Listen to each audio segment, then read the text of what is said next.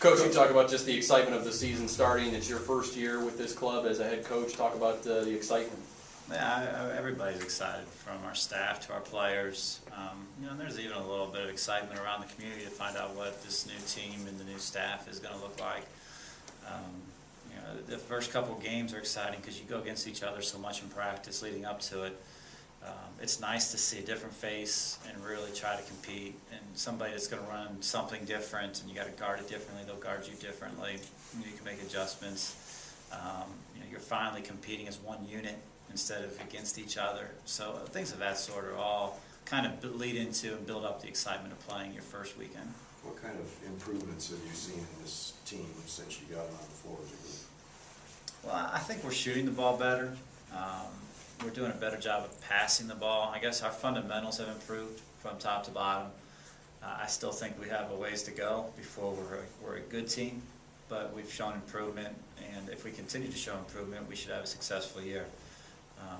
But I think our first challenge was to show improvement, and then I think our next challenge is to continue with that progress and really work on getting better as the season goes on. How do you measure improvement? How do you show improvement if when you're watching them? Well, I mean, our shooting percentage is something that we can physically keep track of in practice and in games. That's probably the easiest way. I think the next way is you start looking at breakdowns and see how many breakdowns. I think, if we practiced for 30 minutes 2 weeks ago and played defense for 30 minutes, we would have had 50 breakdowns. And I think probably this week we've been down to like 20, 25. And I think, at some point you want to get down to single digits where you're not having so many defensive breakdowns. So there's different ways to measure our progress and what we're doing well. Those are probably the two obvious. The shooting percentage is something that everybody can easily take a gander at and decide if it's getting better or worse.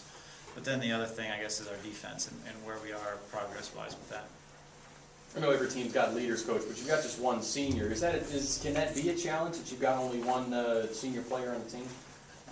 Not really. I mean, we don't have, we have some seniors, sophomores, juniors, whatever, but they're essentially all freshmen because they're all learning a brand new system this year. Some of them have college experience, which is good, and it'll be valuable when it comes time to play games, but they don't have a college experience in our system, so there's a limit to how valuable that really is. Talk about the challenges, Coach, of taking a brand new system for everybody into your first game against Pitt, a Big East team that's well known throughout the women's program. Yeah, I mean it's a challenge. It's your first couple games are tough, regardless, because you don't have everything in. Pitt doesn't have everything in. Nobody has everything in, and you're just trying to get in what you can get in and what you can get by with, and you hope that you can. I hope we can do something that can at least lay a foundation that we can build upon so we can get better when we play BG, IPFW, and so on and so forth until we get to the Horizon League. Then, the Horizon League, if we don't have everything in by then, I would be concerned. Having everything in by Friday really isn't of that much importance to me. Go ahead, Joe. You got 4 guards in the starting lineup, I see. I mean, maybe talk about that and also how many players you're hoping to play in your rotation early on. Well, I mean, that's the uniqueness of taking over a team. I don't know that we have a rotation just yet. There's still some evaluation that needs to be done of players.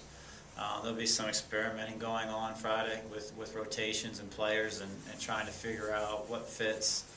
I think we have a good idea who maybe our best shooters are and our worst shooters are, but there's a lot of middle area where we're trying to decide who should be playing a few more minutes here, a few more minutes there, and I think that's part of the growing pains of taking over a program when you're trying to figure out who to put on the floor and how long a person can play for and things of that sort. How have the true first-year players assimilated, especially in terms of how that will affect your depth as the season goes? Well, I mean, all 3 of them should be able to play. I mean, they've shown progress and they've gotten better. Again, they made the initial jump pretty well, and we'll have to see what they can do between now and January as far as if they're going to be in the rotation come conference play time.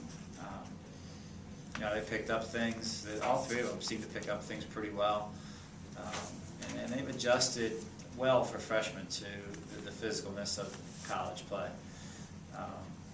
So we'll see. And I don't have any real expectations for any of them at the moment until we can play a few more games and see how they react to game situations. Do you have any concerns, now that you've been with this group and had time to practice with them, about not winning a game last year and kind of the carryover that could have into this year, or do you not have it? Not really. I mean, this is a different year. You know, if we were 28-0, I wouldn't bank on the fact that they won games last year, so they would win games this year. I mean, each season is a new season. You know, you talk about different players in our conference. Our conference teams change with kids graduating and all that stuff. There's so many new entities to the year. You know, I don't know how much of a role that really has. Now, maybe in 2 weeks I will say, you know, looking back, maybe there will be, but going into it, I don't foresee it being much of an issue.